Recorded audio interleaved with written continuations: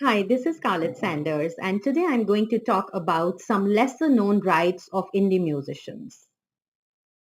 Fair use is a term developed in the United States copyright law to describe a limitation and exception to copyright wherein the user would not need to seek permission from the copyright owner for certain uses. The US doctrine of fair use is broader and more flexible than fair dealing, which is the equivalent term found in the copyright law of other common law countries such as Australia, Canada, New Zealand, Singapore, South Africa, and the UK. Whether or not a use qualifies as fair use in the United States can be complicated and quite subjective. In deciding whether the fair use was valid, a court will look at factors such as the purpose and character of the use, the type of copyright protected material used, the amount and substantiality of the portion used, and any detrimental economic effect on the copyright owner. Because the interpretation of the fair use in the United States is so complex, disputes often end up being decided in court. Fair dealing in other common law countries tends to be more defined, which results in less litigation.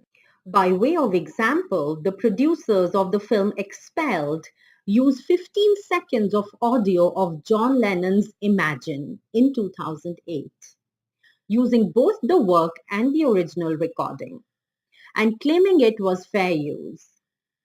Yoko Ono, the owner of John Lennon's estate, took the film company to court to challenge the assumption.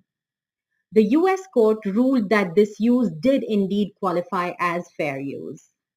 In the UK, several commercial companies found a loophole in the laws of fair dealing. They ripped existing audiovisual copyright protected material from bands such as Pink Floyd and Genesis and put them together on DVDs. They intersected each clip with interviews with music journalists who would give a critic of each clip. Although they released them commercially, these companies claimed that the DVDs were works of review and criticism and therefore qualified under the UK regulations on fair dealing, and that subsequently no permission were required. This resulted in record stores selling a range of such DVDs by famous artists. On one occasion, the author of this book counted 8 such fair dealing DVDs by the band Genesis in a London record store and only one DVD which had been legitimately released by the band's phonogram producer. I'm going to talk more about this subject in my next post.